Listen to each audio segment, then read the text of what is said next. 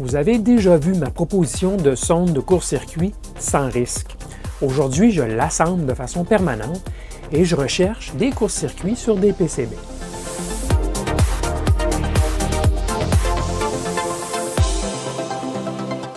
Bidouilleuse, bidouilleur, salut! Cette vidéo est la deuxième partie de ce petit projet de sonde de détection de court-circuit sans risque. Dans ma vidéo numéro 428, je vous ai exposé les risques à utiliser un multimètre sur un PCB composé de circuits logiques et de microprocesseurs. Spécifiquement que la tension produite par un multimètre en mode ohmmètre pourrait dépasser la tension d'opération des portes logiques et ainsi, ça pourrait endommager les composants. La sonde que je vous propose est donc une réponse à ce risque. Elle fonctionne à très basse tension et très bas courant, contrairement à la majorité des sondes proposées sur le marché ou même des projets de bidouilleurs. Et en plus, elle offre une résolution de détection bien meilleure que le multimètre moyen qui n'affiche habituellement que 0,1 ohm comme résistance minimale. En fait, la sonde proposée constitue aussi un excellent testeur de continuité pour, par exemple, suivre des pistes sur une plaquette PCB sans risque de l'endommager. Dans la première vidéo, je vous ai montré d'entrée de jeu les capacités fonctionnelles de la sonde avec une petite démo rapide et j'ai parcouru avec vous son schéma électronique. Il est donc primordial que vous ayez visionné la première vidéo avant celle-ci. J'inclus un lien vers la première vidéo dans la description en dessous. Un détail que j'aurais dû mentionner dans la première vidéo est que l'ampli opérationnel OPA333 est aussi un ampli opérant de rail à rail en entrée et en sortie. Donc, d'une alimentation à l'autre au niveau de sa gamme d'opération, sa plage d'opération en entrée et en sortie. C'est important d'avoir cette caractéristique en plus du principe de chopper, car 1. On tente de mesurer des tensions parfois très près du 0 volt et 2. On fonctionne avec une alimentation entre 2 et 5 volts et donc on a besoin de toute la plage d'opération du 0 volt jusqu'au niveau de l'alimentation supérieure. Donc, si vous choisissez un ampli-up autre que le OPA 333, gardez cela en tête. Un autre point implicite que j'avais omis de mentionner dans la vidéo numéro 1 de cette série est que cette sonde ne fonctionne que sur un circuit non alimenté et complètement vidé de toutes ses charges. Assurez-vous donc de décharger les condensateurs électrolytiques de la plaquette en test avant d'y connecter la sonde. Bon, aujourd'hui, je vais transférer le circuit de la plaquette prototype sans soudure, que vous avez vu dans la première vidéo, vers une plaquette PCB prototype soudée cette fois-ci. Question de rendre ma sonde permanente. Je vais intégrer le tout dans un boîtier aussi. Par la suite, je vais démontrer toute la polyvalence et l'utilité de ma sonde sur 3 plaquettes de PCB que j'ai modifiées en y causant des courts-circuits ici et là. Allons-y maintenant avec l'assemblage de la plaquette en accéléré. Vous aurez droit à un peu de musique. Alors, pour faire l'assemblage de mon prototype, j'ai fait mon choix. Ce sera un boîtier Hammond 1591 ASBK, donc un boîtier de plastique, parce que je veux que ce soit flottant, totalement flottant et isolant, pour être certain qu'il n'y aura pas de risque sur les circuits que je mesure, que je sonde.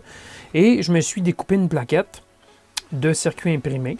Ça, c'est la plaquette du type Sirob qui avait produite il y a de ça peut-être 2 ans. Plaquette avec des trous métallisés, bien sûr, et un plan de masse entre les trous. Donc, ce sera un plan de masse, bien sûr, et je mettrai toutes les pièces de ce côté-ci. Et j'ai découpé les coins pour que ça rentre très bien dans la plaquette. Alors, ce sera là-dessus que je bâtis mon prototype.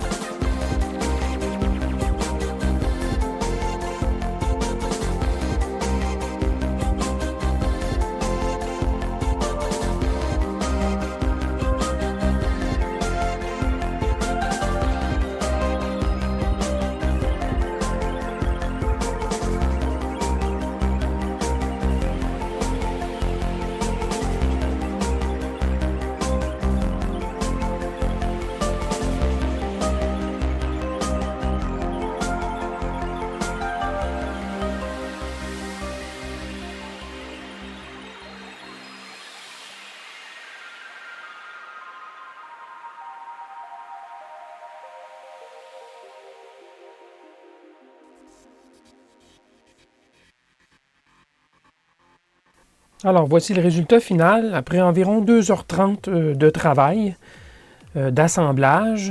Voici la plaquette montée telle que vous l'avez vue sur la plaquette prototype sans soudure. J'ai simplement transféré les pièces sur cette plaquette. Alors, je vous expliquer que cette plaquette a un plan de masse. Ici, en dessous, en plus d'avoir, évidemment, chaque trou qui est isolé du plan de masse. Le plan de masse passe entre les trous. Donc, ça nous permet d'éviter d'avoir à faire toutes les connexions à la masse. C'est fait juste en soudant plus large, si vous voulez, en bas, pour intercepter le plan de masse entre les trous.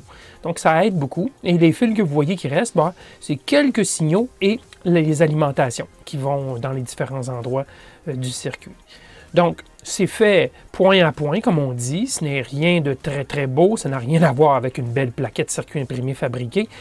Mais quand on monte une fois un circuit comme ceci, c'est très, très acceptable comme style de montage. Ça donne une allure, évidemment, amateur, mais quand même prototype. Alors, j'ai soudé l'interrupteur ou le bouton poussoir directement sur la plaquette et je me suis assuré que ça allait loger dans le boîtier, bien sûr, et que juste le bouton allait dépasser sur la plaque avant. Je vous montre le boîtier par la suite. Ici, pour le vibreur, je me suis fabriqué un petit tube. Fabriqué, c'est vite dit. C'est un tube rétrécissant que j'ai moulé sur le piézo-vibreur, tout simplement. Et ça amène le son vers l'avant. Et j'ai percé un trou dans la plaque, vous allez voir là. Et ça permet de canaliser le son plus à l'avant. Donc, pour qu'on entende beaucoup mieux, j'ai percé un trou, bien sûr. Bon, alors, quoi d'autre? J'ai utilisé un support à circuit intégré, bien sûr, pour le microcontrôleur, parce que j'aurai bien sûr d'autres itérations de code source à faire. Et d'ailleurs, j'en ai déjà fait. Vous allez voir lorsque je ferai une autre démonstration. J'ai déjà modifié le comportement depuis ce que vous avez entendu au départ de la vidéo. Bon, alors voilà, c'est assez simple comme montage, finalement. Une étape à la fois, bien sûr. J'ai commencé avec le microcontrôleur. Ensuite, je me suis concentré sur l'ampli opérationnel et j'ai terminé par toutes les attaches là, des sondes ainsi que les résistances condensateurs de filtrage en entrée. Vous noterez que j'ai mis la résistance pour la contre-réaction de l'ampli opérationnel ainsi que son condensateur de filtrage en parallèle. Je les ai passés par-dessus l'ampli opérationnel pour garder le chemin le plus court possible compte tenu qu'on a beaucoup de gains sur cette boucle et que c'est une résistance de 5,1 mégaoctets. J'ai choisi de le passer direct plutôt que de l'installer à côté là, puis de passer des fils, là, ça aurait allongé inutilement.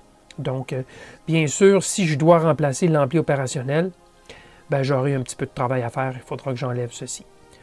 Alors, ce que je n'ai pas mis encore, et je vais mettre, ce sont 2 diodes Schottky en entrée, ici, de protection. Tête bêche, donc dans les deux directions, simplement pour protéger toute différence de potentiel qui arriverait ici, sur le circuit, et protéger l'ampli opérationnel. Les 2 diodes seront comme absentes électriquement. Bien sûr, on n'a que 1 millivolt, donc il y aura à toute fin pratique, pas de conduction des 2 diodes, ni dans un sens, ni dans l'autre, mais ça va éviter de faire supporter une tension trop élevée à l'entrée de l'ampli opérationnel, parfois qu'on irait faire une erreur et qu'on irait toucher des sources de tension assez élevées. Alors, 2 diodes Schottky, ça va être facile à ajouter ici en entrée. Et bon, pour ce qui est là, des attaches des fils de sonde, j'ai soudé tout simplement sur les broches des résistances et j'ai soudé aussi en même temps sur la plaquette. Donc c'est très solide, ça ne se défera pas même si on tire fort. Et pour ce qui est du câble USB, j'ai bien sûr coupé les fils de signaux.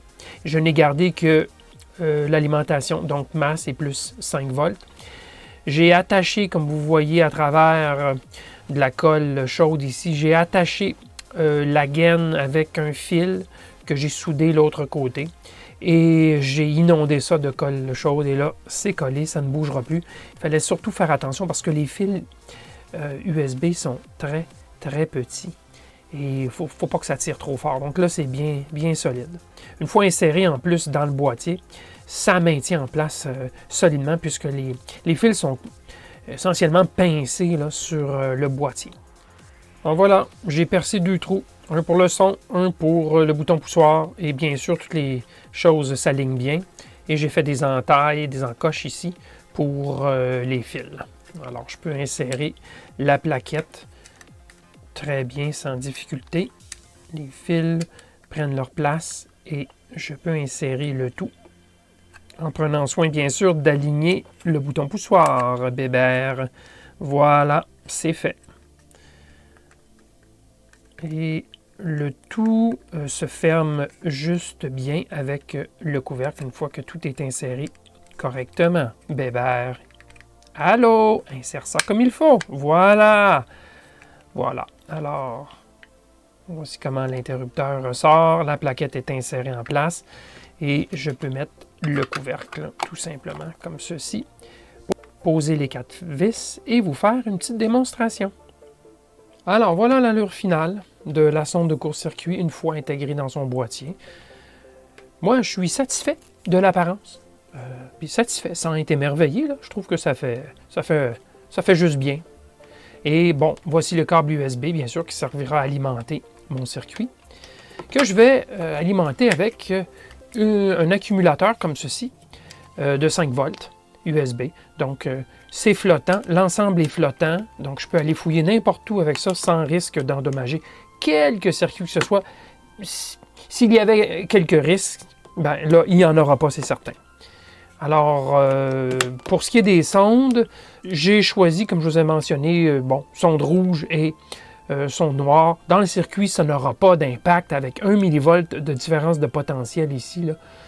Il y a plus de 1 mA. Vous pourrez changer n'importe où. Ça n'a pas vraiment de conséquences. Mais donc, j'avais pu mettre 2 noirs. Je crois que je les aurais mises. Mais bon, ça indique quand même que c'est la rouge qui a le potentiel le plus élevé. D'accord. Alors, pour faire fonctionner, bien sûr, je branche mon 5 volts et le circuit est déjà allumé. Si vous écoutez bien, je vais l'approcher. Et voilà. Il est en éveil.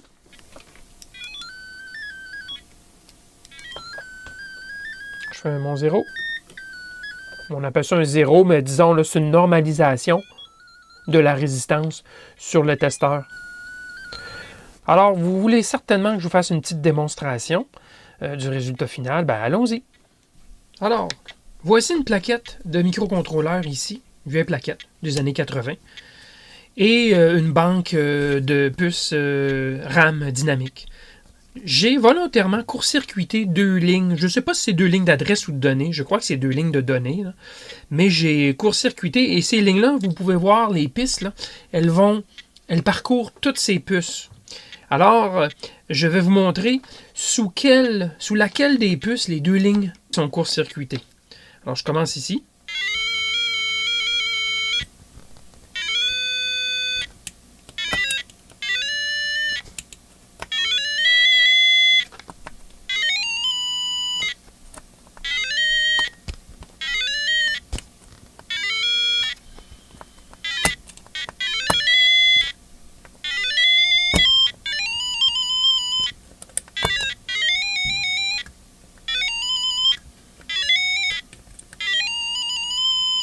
Définitivement, sous cette puce, c'est court-circuité. Et c'est exactement ce qu'il y a juste ici.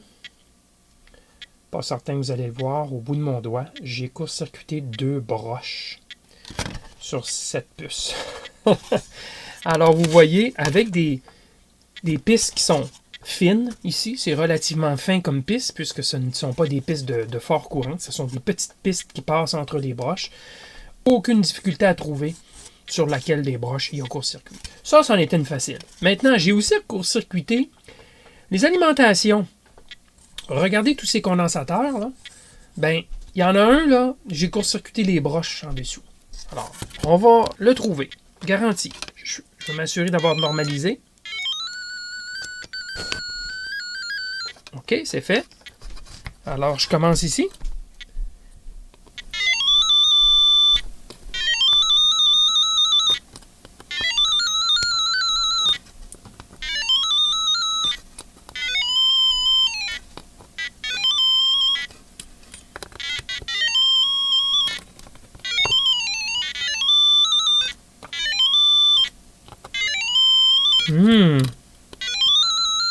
oh, oh.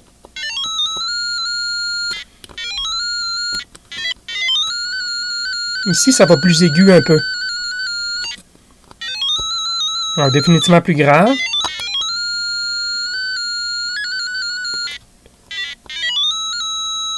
Ah ouais, c'est clair.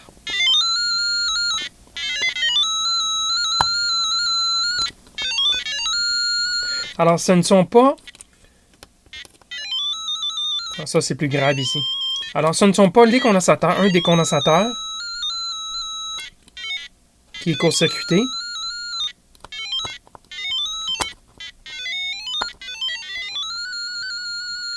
Ce sont deux condensateurs adjacents. Les deux broches de deux condensateurs adjacents. Évidemment, un côté est le plus, l'autre est le moins. Et pour vous le démontrer, voilà. J'ai court-circuité juste ici. Deux broches de condensateur, deux broches adjacentes. Donc, j'ai court-circuité l'alimentation 5 volts. Et je suis capable de trouver où exactement, juste de cette façon. Alors, voilà. Maintenant, c'est bien beau des courts-circuits francs soudés, là, mais je vais vous montrer ce que c'est. Maintenant, j'ai mis sous un de ces petits condensateurs jaunes, j'ai mis une résistance de 0,22 ohms. Donc, on n'est pas tout à fait... On n'est pas dans un court-circuit franc, là. C'est un court-circuit moins qu'un ohm, bien sûr. Et la sonde peut détecter, avec les gains qui sont mis, avec les résistances, peut détecter 1 ohm et moins de court-circuit. Alors, je vais me déplacer sans faire de normalisation pour vous montrer qu'on peut facilement trouver où est ce condensateur qui est en court-circuit avec 0,22 ohms, comme s'il y avait un court-circuit interne finalement. Alors, je réveille la sonde. Voilà, elle est en fonction. OK. Alors, je vais me promener.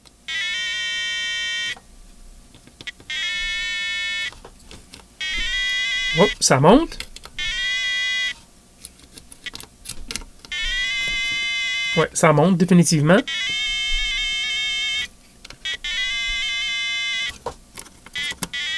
Ah non, ça c'est clair. Moi je dis que c'est celui-ci.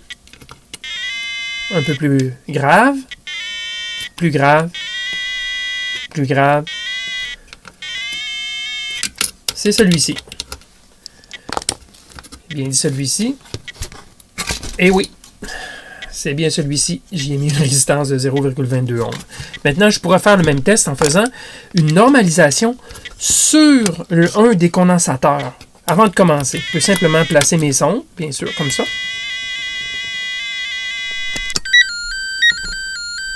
Faire une normalisation.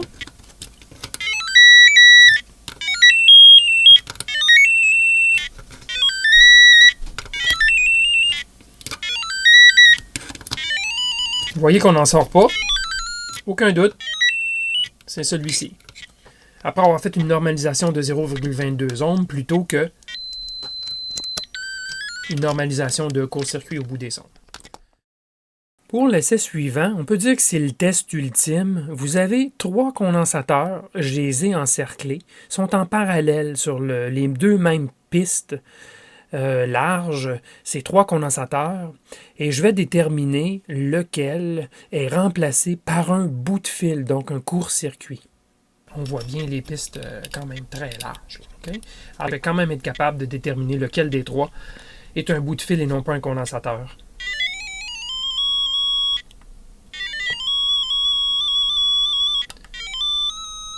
Vous voyez comme c'est plus aigu ici.